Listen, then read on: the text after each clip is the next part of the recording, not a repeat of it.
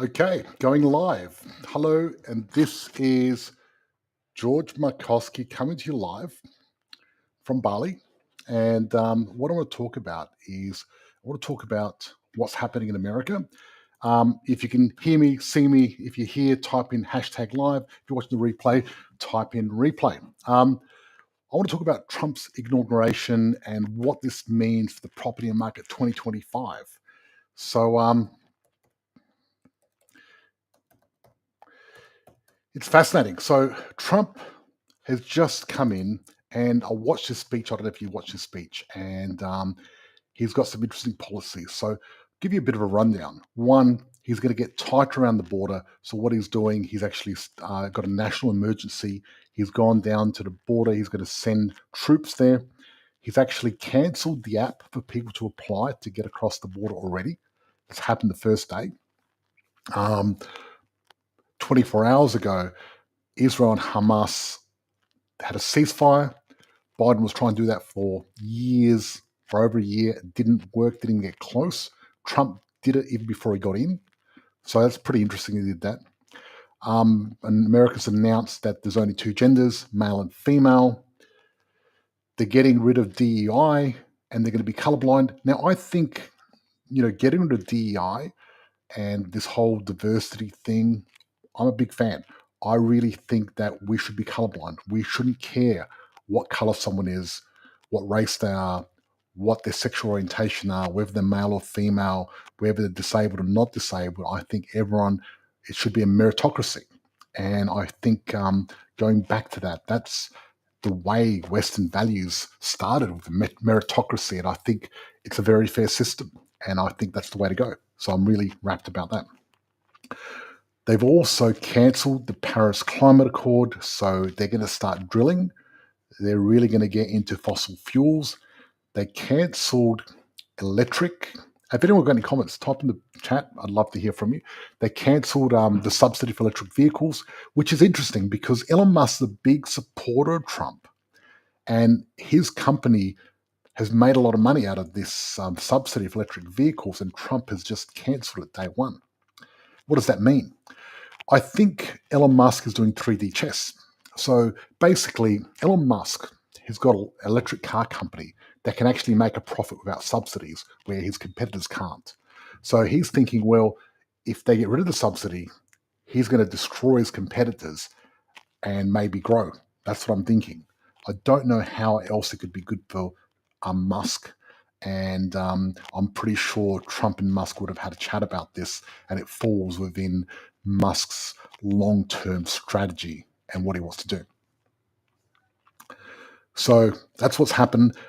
Also, fascinating enough is Trump is now going to rename the Gulf of Mexico the Gulf of America.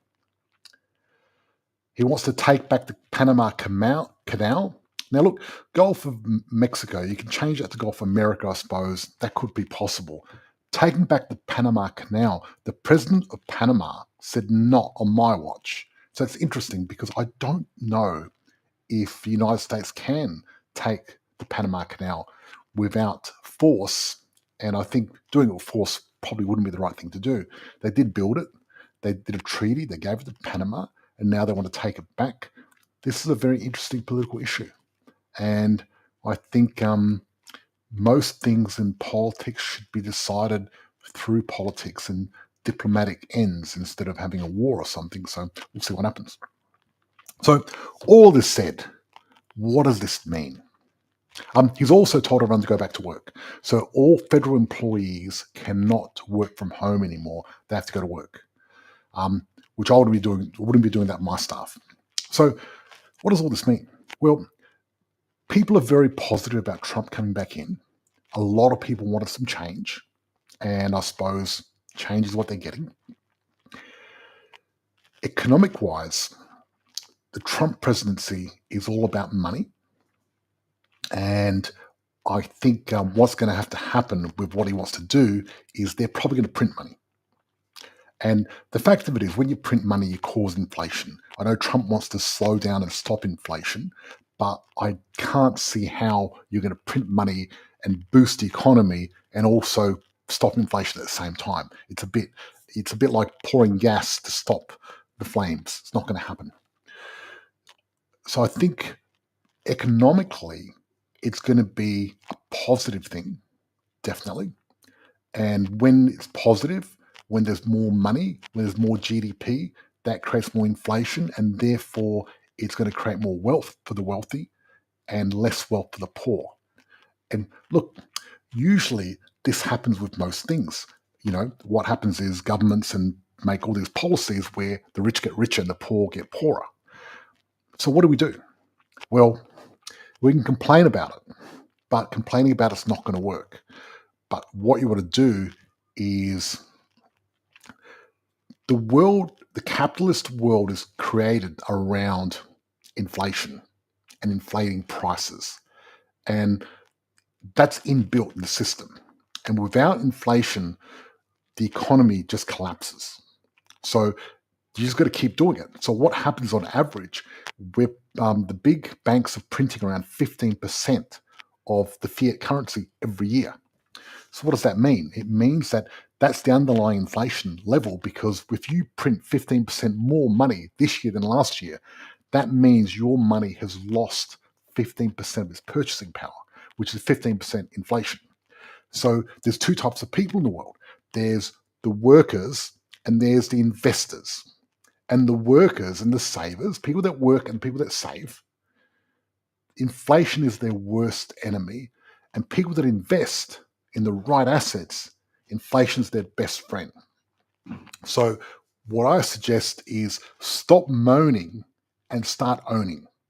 That's my suggestion. What I'm saying is we're going to get inflation. So instead of feeling bad about it, instead of letting it get you down, instead of thinking, shit, all my money in my bank's going to shrink, my wage is going to shrink, my purchasing power is going to shrink, what you need to do is you need to think, okay, how can I grow my investment? How can I get a hard asset? How do I get involved in property? So therefore, every time inflation's happening, I'm smiling all the way to the bank, right? Now, I'm doing a 120 property deal this year. And, inflation coming up for me is a good thing, because those 120 properties are going to go up even more. For all our members and people in positive property, they're investing in property, inflation is good for them because they're going to make money. So I suggest you become one of the rich, one of the investors, move from a worker saver mentality to the work save, move to invest mentality. And if you do that, you're going to do really well. If you don't do that, it's not going to be so good. So that's it in a nutshell. I thought I'd just do a quick Zoom and let you know what's happening. And I'll see you guys Thursday night. Thursday night, I'm going to go for a deep dive and talk about the Australian economy, talk about what's happening with the property market, and talk about 2025. And 2025 is going to be probably one of the best years for property investing in Australia ever. The thing is with 2025, because of what's happening at the moment, there's a lot of markets that are very weak. And because of that, choosing the right suburb, the right area, is even more important in 2025 than it has been over the last 4 or 5 years.